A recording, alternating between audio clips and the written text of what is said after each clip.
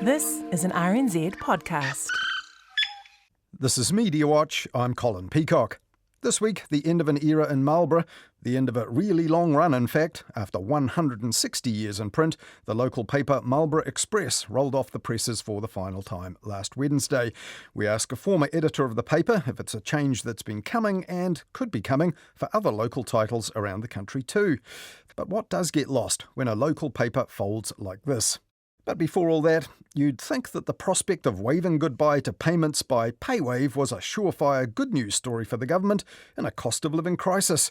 But reducing the cost of going contactless turned out not to be a frictionless issue once the media got into it this week. What is your take on what the minister's done? I think it's really just performative. But first up on Mediawatch this weekend, a news bulletin leading story that no one saw coming. The top guy of the FBI coming here to set up shop. Look at you, sitting at the big man's desk. If the shoe fits. May have lost a few months, but I'm still gonna be FBI director before you. I'll hand you the keys to the office after my tenure. Oh, that's my line. Agent Forrester's on the line. He's got an update. Thanks, Ernesto. That was a taste of FBI International, a fast-paced but not exactly realistic show about elite FBI operatives who pop up all over the world, tracking and neutralising threats to the US. And that bit was from Season 4, which was screened by TVNZ a year ago. And last Thursday, TVNZ News reported that an elite FBI guy had popped up here for real. America's Federal Bureau of Investigation has opened its first standalone office in New Zealand, an upgrade after Wellington was previously considered a sub-office with oversight from Canberra-based agents. The announcement initially under wraps, with our government staying quiet about the details. And it turned out it was the FBI chief Kash Patel who had turned up here to do a deal for that, if not undercover, then certainly unannounced. And they might have got away with that, but for those pesky journalists. The day before the big official reveal, News Talk ZB noticed a US plane at Wellington Airport and spotted Kash Patel himself walking through the Beehive basement. But while ZB didn't report that itself on the day as news, no one in power here wanted to talk about why the FBI was here, or even if they were here. There was an official announcement here on Thursday afternoon which ended up leading the 6 p.m. TV news bulletins. But before that, ministers fronting up on other matters in Parliament were also grilled about that, to no avail. Among them, Mark Mitchell, from whom Lloyd Burr compiled a spectacular mashup for 3 News of his no-comment comments. There'll be a statement that will come out later. I'm not going to make any comment. There will be a statement coming out later. There will be a statement coming out later, and I will not be making any further comment. I'm not commenting on that. Wait for our statement, guys. There'll be a statement coming out later today. It won't be a statement coming from me. There will be a statement. There will be a statement from the government. Comically, the confirmation from the US Embassy actually came out during that awkward media stand-up in Parliament, and that was followed by this on-camera comment from the top FBI guy himself. The FBI is actually prioritizing a permanent presence across all Five Eyes countries. And here in New Zealand, we had not had that until this historic moment. But as Lloyd Burr pointed out on 3 News, that comment was recorded and supplied by the US Embassy itself. And Stuff's 3 News cameras were actually turned away from the gates of the US Embassy when they turned up there that same day. Now, supplying pre-cut comments to news outlets is not normal practice. It reminded us here at Mediawatch of how another global company handled the media here when dealing with the news about a branch office. Though in the case of Cadbury's factory in Dunedin, it was a closure, not an opening. When the parent company cut jobs in Dunedin back in 2008 as part of an Australasian Cadbury rejig, it used the same satellite feed to beam the bad news to the workers that it used to beam in positive comment for the media. Welcome to MediaLink's audio news release. Interview with Mark Callaghan, Managing Director of Confectionery. Mark, how much is Cadbury proposing to invest in the region in Australian dollars? I'm really pleased to be announcing a significant investment in our 3 plants in Australia and New Zealand. And when the complete Cadbury closure in Dunedin was announced in 2017 by the new corporate owner Mondelez International, the staff here were given cards instructing them not to talk to the local media and refer them instead to the company in Australia. Any comments, reaction? No, sorry. Not allowed to talk? No. Can you say anything? No. That slip you've got there, yep. Are you able to tell me what it says? All media inquiries should be directed to Cadbury's corporate affairs, blah, blah, blah number. Now, one often used definition of news is stuff someone somewhere doesn't want made public, and the rest, they say, is public relations. Though when the secrecy surrounding something is significant and the only comment coming from the main source is coming in the form of handouts, as it was concerning the FBI office this week, well, that's certainly a sign there's more questions to be asked and answered.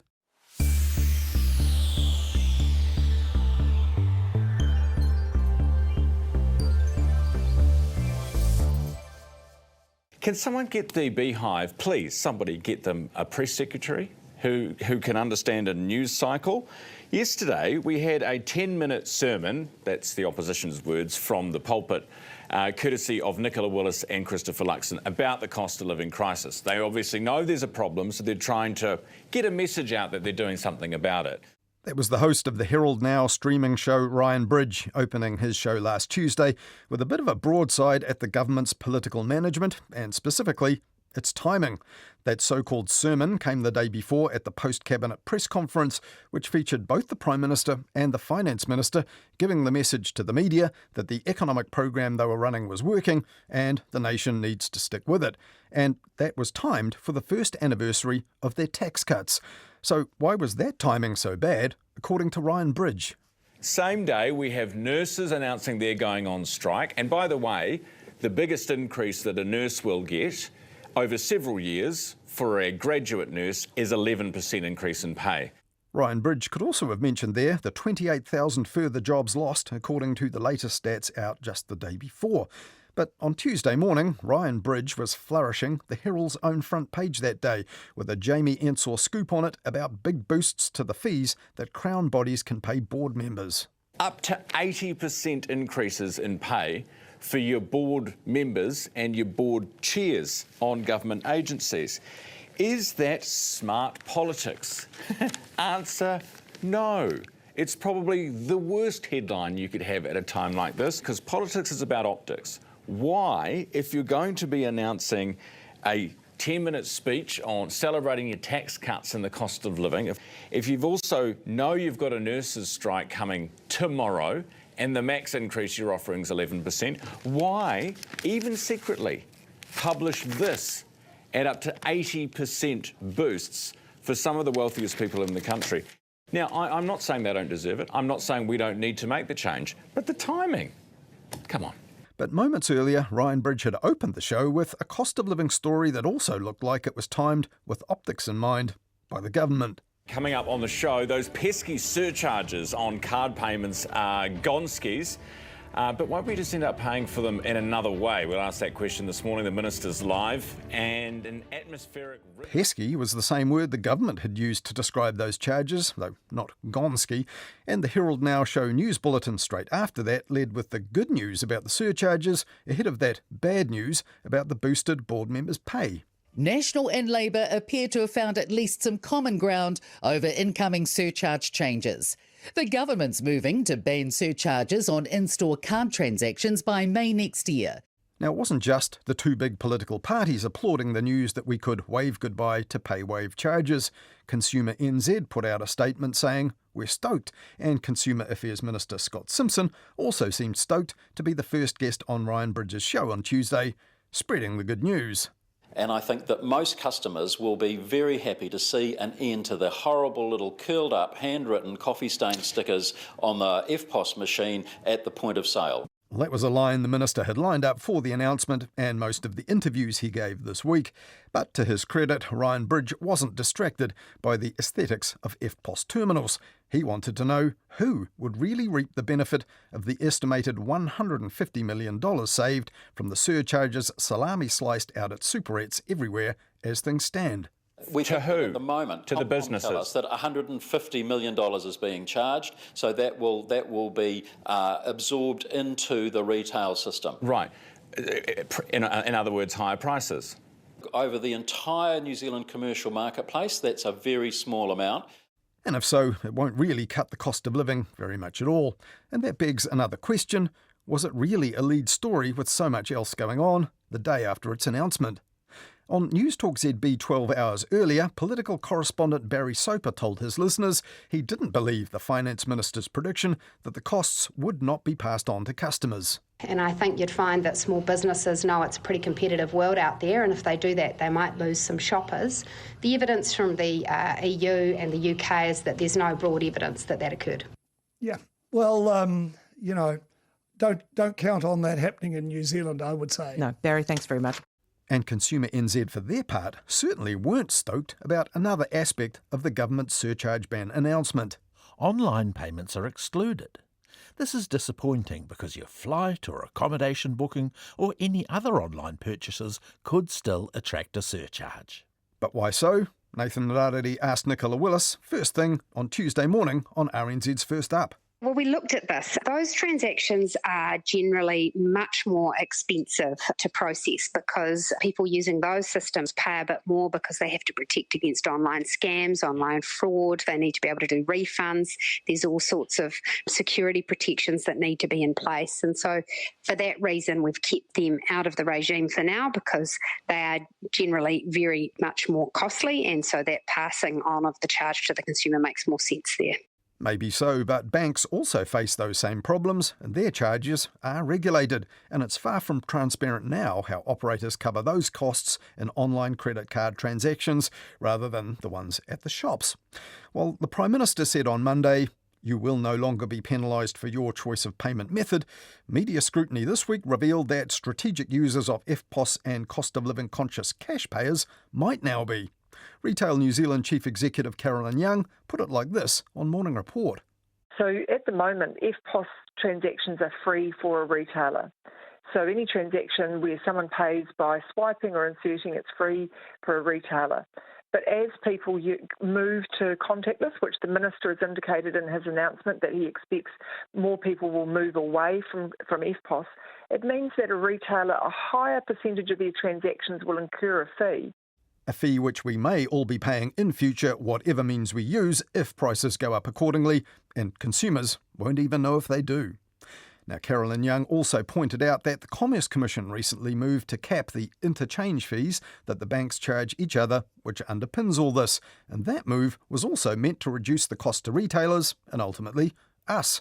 So could more people now using paywave wipe out the other potential benefits? Catherine Ryan asked Dan Brunskill of interest.co.nz on Tuesday. So what is your take on what the Minister's done? I think it's really just performative. It's really good for pay waivers. It's really bad for you. I'm a pay waiver, so I'm happy. I'm going to get cheaper. I'm going to be pay waiving now. That's Retail New Zealand's point. We're pay waiving everywhere. And then the costs are shared across everyone. And the same morning, Business Desk zeroed in on that point by pointing out that 10 days earlier, the Commerce Commission had crowed that its interchange fee cap would save businesses $90 million a year in payment costs. And the Commerce Commission was already exploring what regulation may be needed to address excessive surcharging, which it estimated at about $45 to $60 million a year.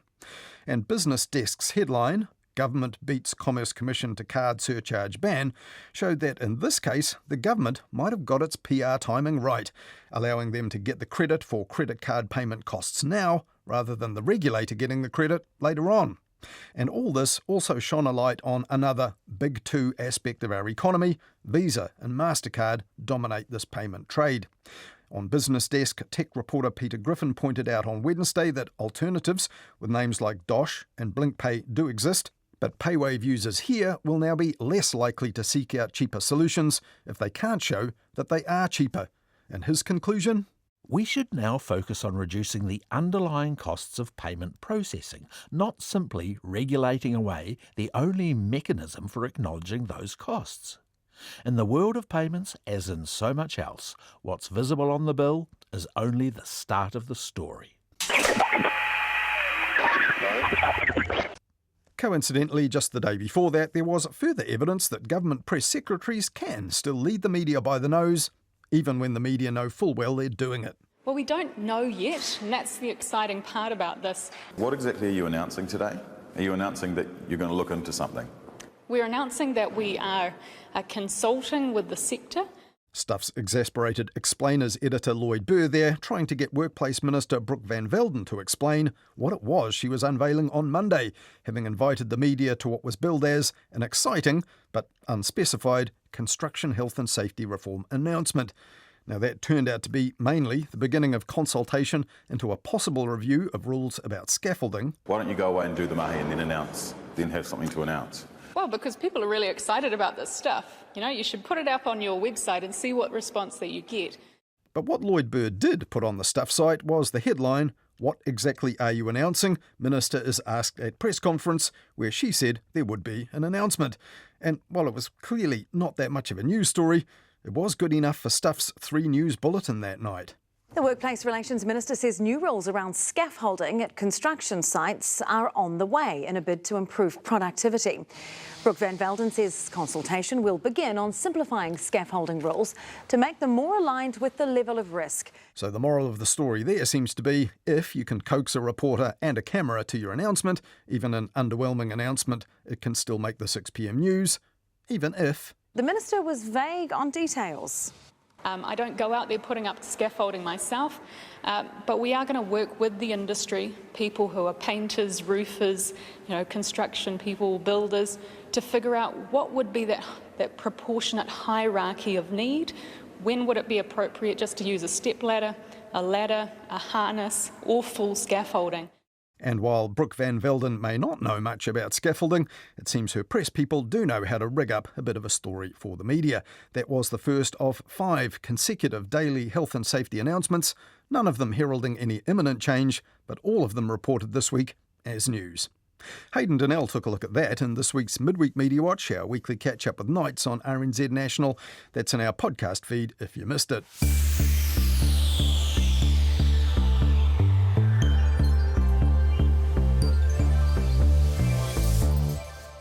The main focus on Midweek Mediawatch this week was Gaza and how governments and the media both responded to a deepening of the crisis this week. Last weekend, Israel's Prime Minister told the media this when he was asked about growing evidence of starvation in Gaza. What a bold-faced lie. There is no policy of starvation in Gaza, and there is no starvation in Gaza. That claim was comprehensively contradicted by many, many reports from several credible sources of international news and by powerful pictures described like this by TVNZ's Simon Mersep on One News on Monday. Images like these prompted increasing international pressure on Israel to ease the blockade on foreign aid distribution it reintroduced in March. And it was clear that President Trump too had seen similar images of emaciated, suffering Gazans when he told reporters this during his trip to Scotland. Some of those kids that's real starvation stuff. I see it. And you can't fake that. Trump's government is, of course, one of the architects of an inadequate and dangerous food aid distribution system that was set up by a US-based charity created to bypass the United Nations. And when the BBC's Tom Bateman recently went looking for its nominal headquarters in Delaware, there was nothing and no one to hold accountable. So the foundation doesn't actually exist here at all.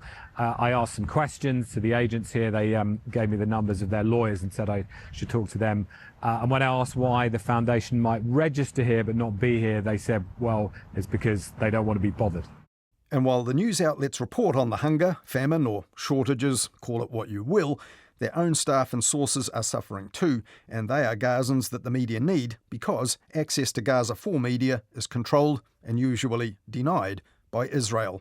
This week, the BBC and news agencies AFP, AP and Reuters all issued this grim statement. We are desperately concerned for our journalists in Gaza, who are increasingly unable to feed themselves and their families.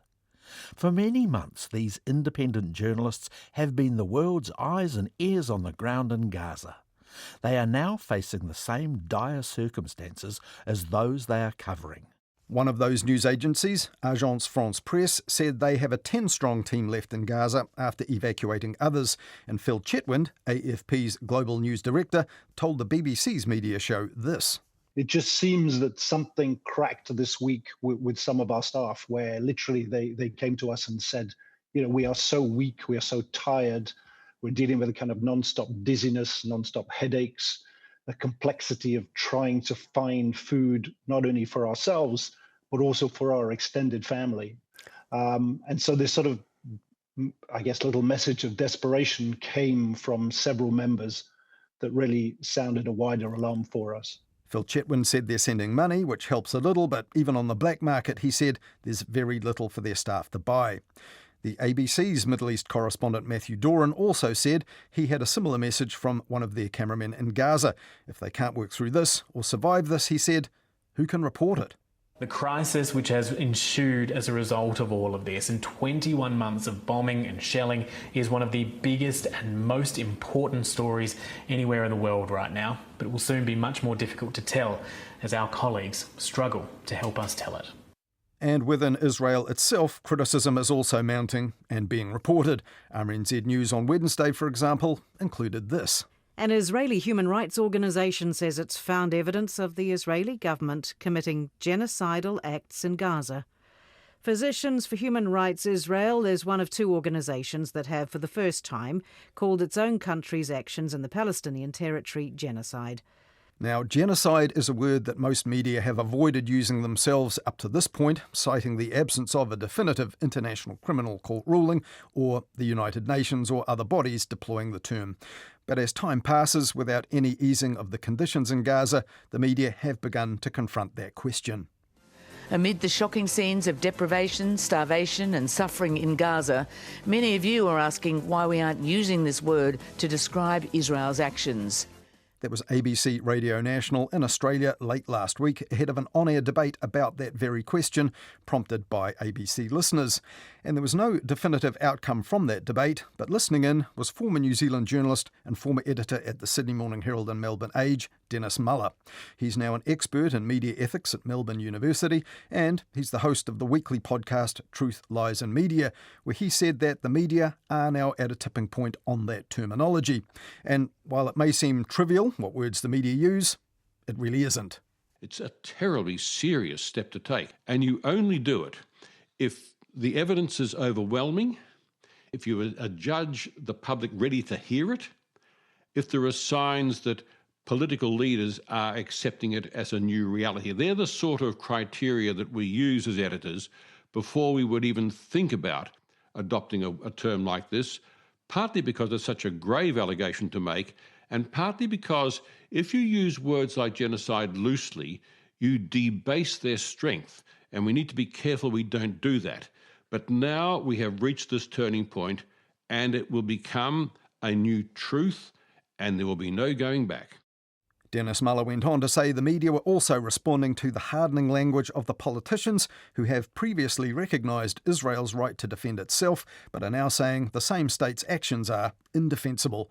And politicians in turn, as Donald Trump did this week, are preparing to use tougher talk targeting Israel when they're talking to the media.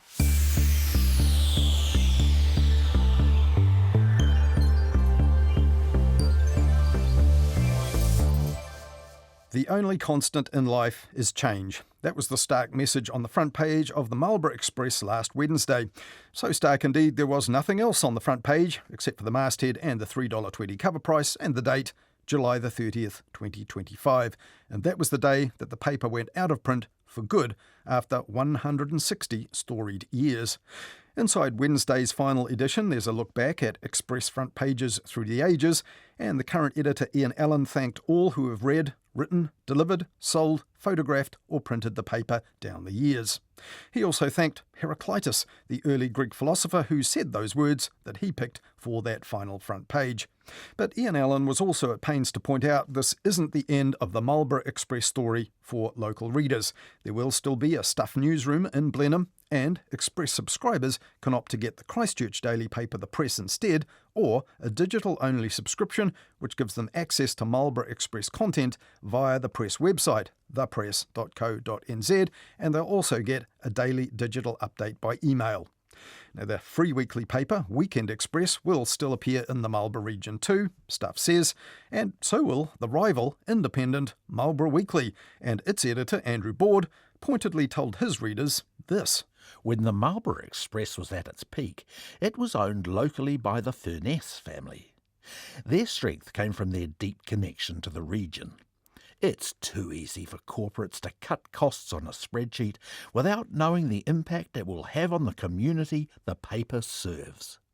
Now, clearly the end of the Express on paper is a shame for those who still valued it and have paid for it for years. But was it inevitable in these increasingly digital media days, and maybe a surprise that it didn't happen sooner? Well, some said the writing's been on the wall for the Marlborough Express since 2017, when, along with the Nelson Mail, it was cut back to just 3 weekdays only, with a daily email of news to cover the gaps for subscribers. Nicola Coburn was the editor back then, when the MEX, as locals and staff like to call it, was first forced to confront the future of the paper. I think it was inevitable, but I don't think that's unique to the Marlborough Express. I think that extends to most paid newspapers. We've known for a very long time now that readers are turning away from newspapers. It's a demographics thing, and also it's just the feasibility of actually producing a printed paper and having it delivered. It's very expensive.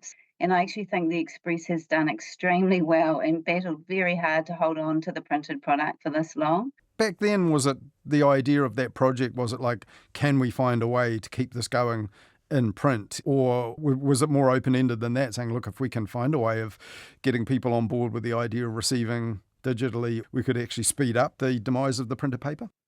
The Express of the future was all about working out a way to remain viable so we could continue serving with the print version at the centre.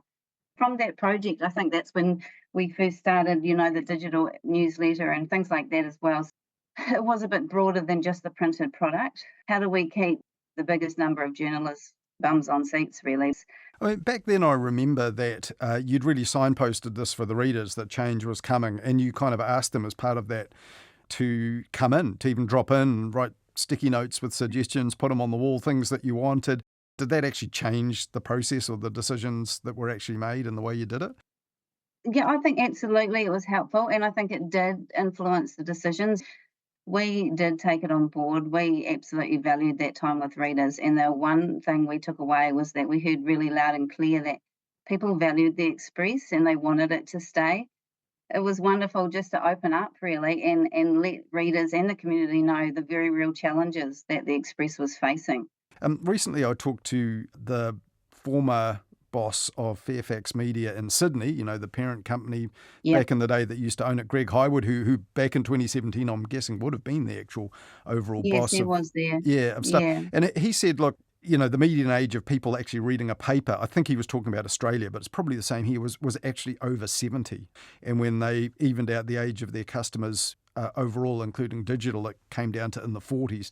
Yeah, I mean, it's horrific to hear those figures, but it's not surprising at all. The older generations remember the glory days of the newspapers, and newspapers have played such a huge role in their lives.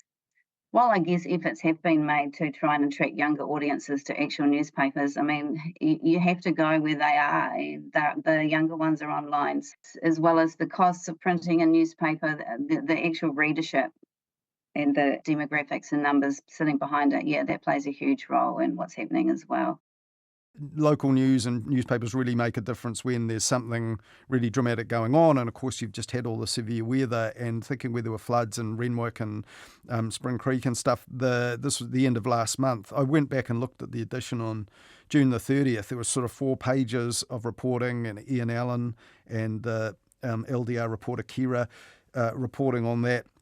But then again, you look at it and actually you think, well, that was Monday's paper and the floods actually hit on Friday. Does that kind of show the limits of, if you're on a 3-day schedule, it's just not that effective for reporting, even big news like severe weather that you had there? Yeah, precise. I think exactly.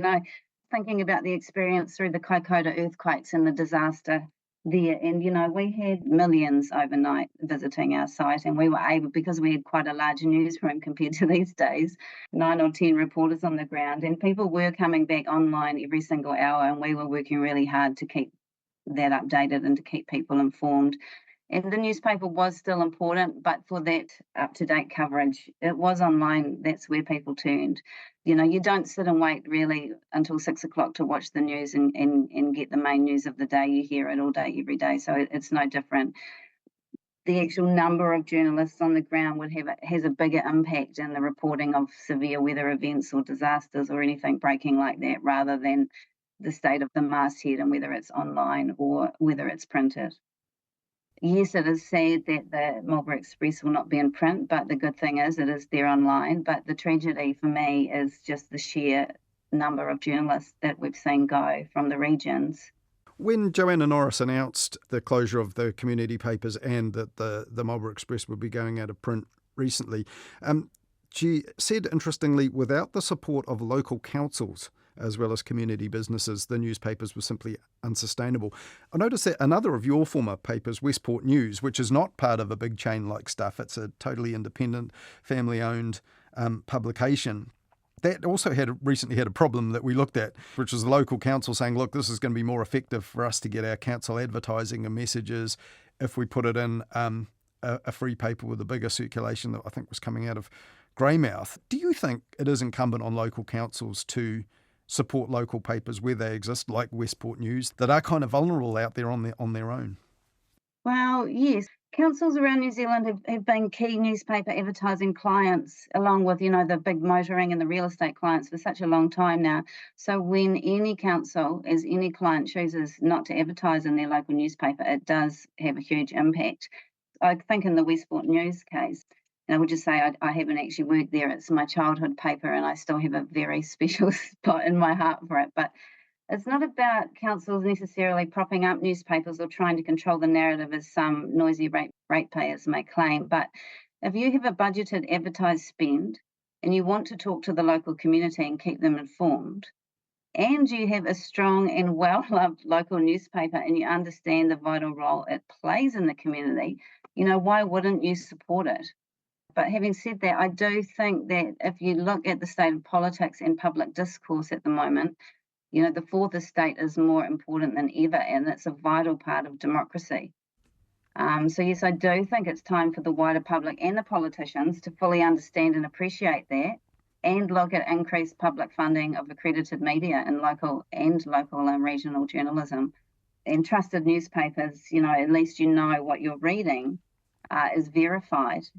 For a town the size of Westport, to still even have a daily newspaper is just unheard of, really. And the reason it's still there is because people love it. There is a very high standard of journalism still, even though the community has completely, I've never seen so many letters to the editor over that issue. They just went on pages and pages of them asking why the council was sending money out of town when it could be supporting its own local newspaper. But the council haven't backed down, actually. I think they gave it a year to review, putting it in the out-of-town paper. But the thing that I think is missing in this part is, free doesn't mean good readership. Engaged readers and circulation, then they're not the same thing, and I think that's what's missing. But yeah, it was really sad to see the Buller District Council continue to take that stance, even though the community was clearly saying, that this was something, the Westport News is something that they truly value. And in so many cases, the Westport News is the heart of Westport. And yes, it is paid and it's not free. It doesn't go to every single household. But I guarantee that information, that's still the starting point for most information in Westport, whether you've read it and you tell your neighbour, or you pass the paper to your neighbour or your cousin, whatever, it's still a really, really important voice for the town and for the council not to back that. And speaking of local politics, Westport News and engaged readers,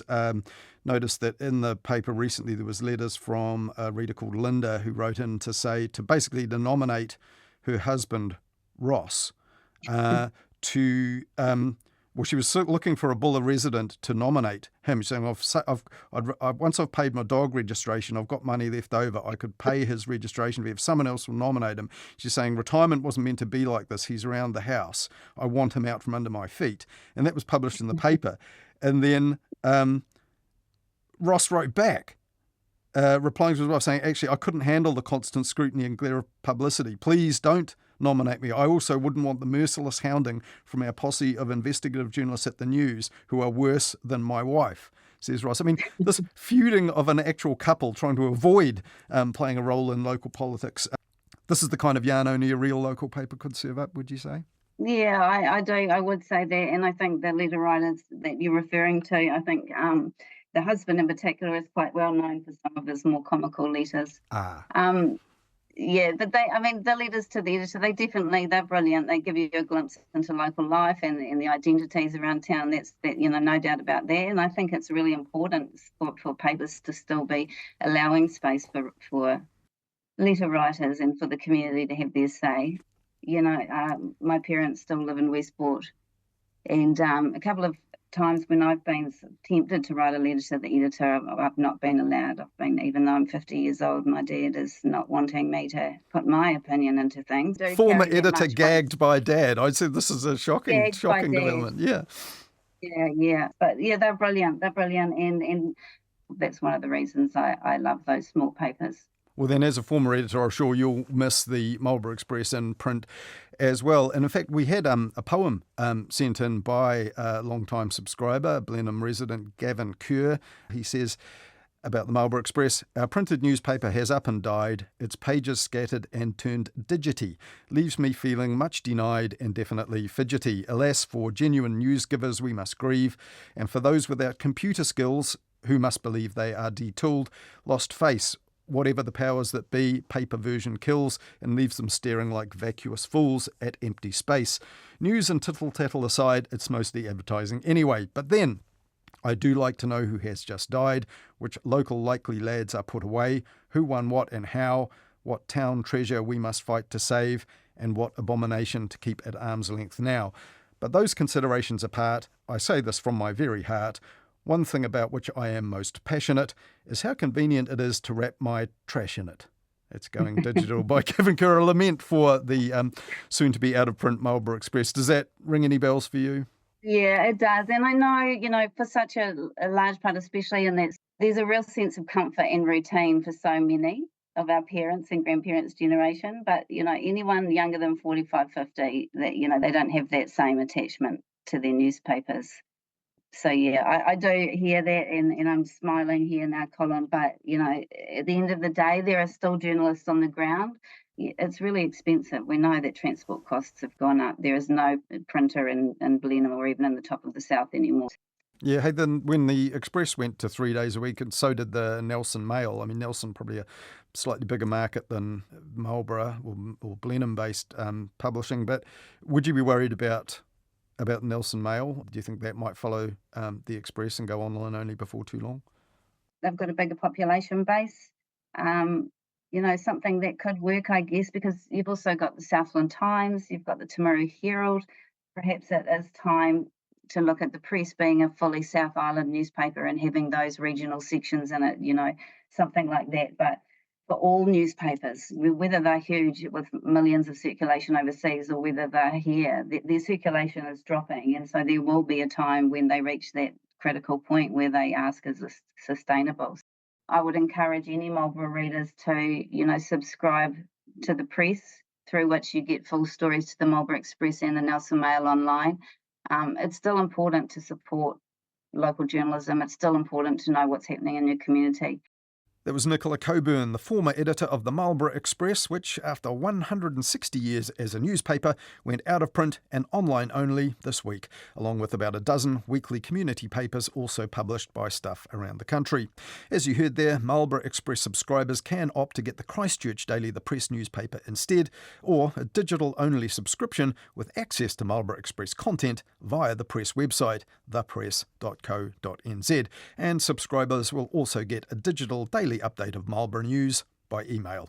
And next week here on Mediawatch, we'll take a look at magazines in print, also facing an uncertain future. That's it for this weekend, though. Thanks for listening. If you have any thoughts for us or ideas for us to follow up, do get in touch. Email us at mediawatch@rnz.co.nz, or you'll also find us at MediawatchNZ on X. And you can even write us an old-fashioned letter and send it to Mediawatch, P.O. Box 123, Wellington. I'll be back next Wednesday with Midweek Mediawatch. Catch you then. In the meantime, follow Mediawatch and listen on Apple Podcasts, Spotify or any podcast app to make sure you never miss an episode.